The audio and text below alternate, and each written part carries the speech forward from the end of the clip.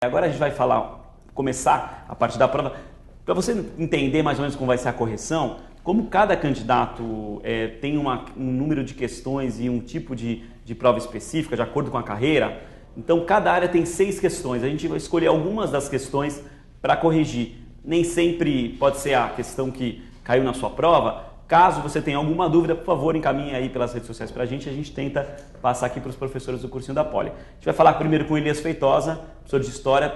Professor, obrigado pela presença mais um dia aqui. Agora acabou, é o último dia, né?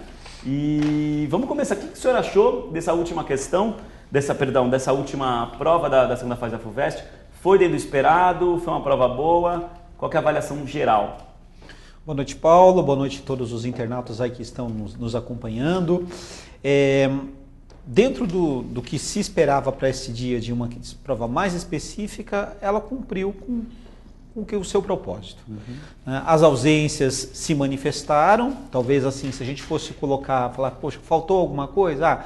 De regime militar necessariamente não apareceu nada, mas a Era Vargas, por exemplo, que nós comentamos ontem, né, como possibilidade apareceu, a parte da República, as guerras mundiais, tem questão sobre a Segunda Guerra, apareceu Grécia na primeira fase e reapareceu na segunda, poderia ter aparecido Roma, não apareceu a Idade Média. Então, houve uma tentativa de fazer uma cobertura mais abrangente do programa. Uma prova específica, conteudista, né, diferente da prova de ontem. Então, foi bastante interdisciplinar, né? Exatamente, que foi uma prova bastante interdisciplinar. Então, aquele candidato que teve uma formação, assim, um preparo um pouco mais tradicional no estudo de história, talvez teve a impressão, poxa, a prova de hoje pareceu mais fácil que a prova de ontem. É claro que isso é muito complicado de estabelecer, varia de cada um para cada um, mas como as relações são diferentes, a abordagem é diferente, então alguns se sentiram mais à vontade no responder das questões. Você falou de Grécia e aí a primeira questão aqui desse bloco de história, evidentemente não necessariamente é a questão que caiu para você que está nos assistindo, mas a gente vai comentar essa questão que fala de Grécia, né? Um texto aí da oração fúnebre de Péricles, que é da história da Guerra do Peloponeso. Exatamente, um texto, um fragmento bastante conhecido, né, do texto de Tucídides, e pega aqui 2 tópicos que são tradicionalíssimos, vamos dizer assim, no ensino de história antiga.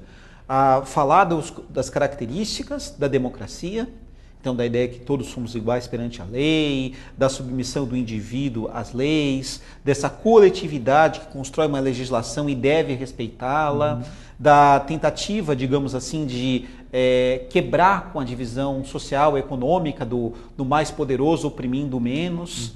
Porém, a gente lembra que a democracia antiga ela tinha características que são diferentes da nossa, né? Então, quem é esse cidadão? É o homem maior de idade, ateniense, filho de atenienses, que compunha 10% do todo da cidade de Atenas. Mas é um texto bastante trabalhado, muito citado nos manuais didáticos de ensino público, ensino privado, bastante conhecido.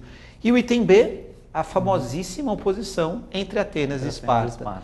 Então, vamos dizer assim, é uma questão bem tradicional do tema da antiguidade, sem surpresas.